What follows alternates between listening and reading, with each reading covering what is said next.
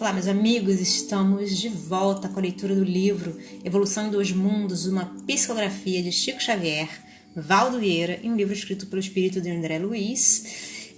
Estamos no capítulo 21, da segunda parte do livro, e nesse capítulo ele fala sobre a alimentação dos desencarnados.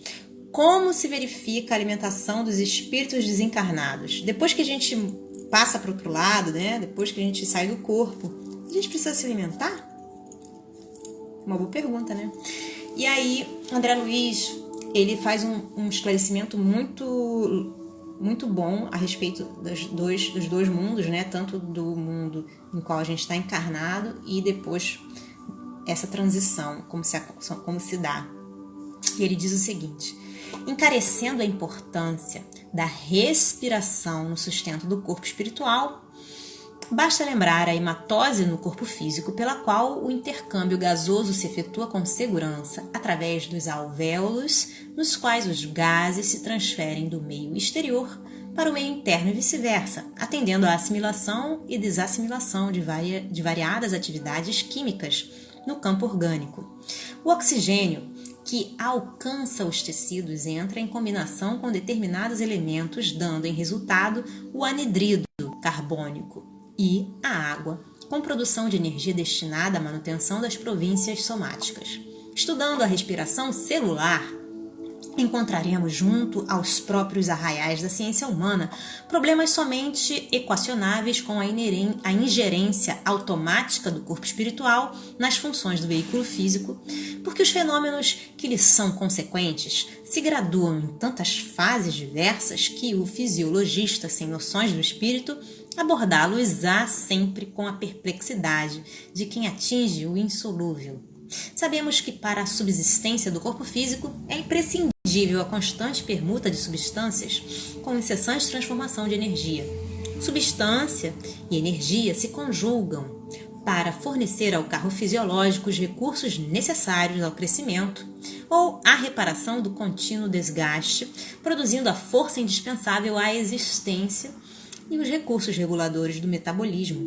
O alimento comum ao corpo carnal experimenta de início a digestão, pela qual os elementos coloidais indifusíveis se transubstanciam em elementos cristalóides difusíveis, convertendo-se ainda as matérias complexas em matérias mais simples, acessíveis à absorção, a que se sucede a circulação dos valores nutrientes suscetíveis de aproveitamento pelos tecidos, seja em regime de aplicação imediata, seja no de reserva, destinando-se os resíduos à expulsão natural.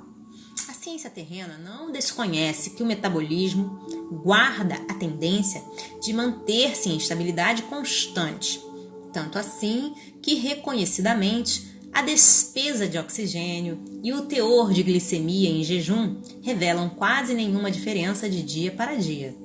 É que o corpo espiritual, comandando o corpo físico, sana espontaneamente, quando harmonizado em suas próprias funções, todos os desequilíbrios acidentais nos processos metabólicos, presidindo as reações do campo nutritivo comum.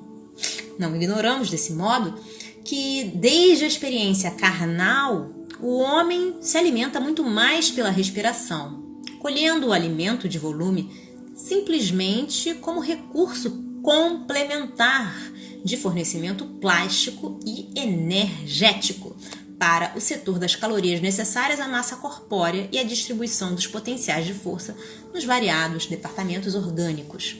Abandonado o envoltório físico na desencarnação, se o psicossoma está profundamente arraigado às sensações terrestres, sobrevém ao espírito a necessidade inquietante de prosseguir atrelado ao mundo biológico que lhe é familiar e, quando não a supera ao preço do próprio esforço no auto-reajustamento, provoca os fenômenos da simbiose psíquica que o levam a conviver temporariamente no halo vital daqueles encarnados com os quais se afine, quando não promove a obsessão espetacular.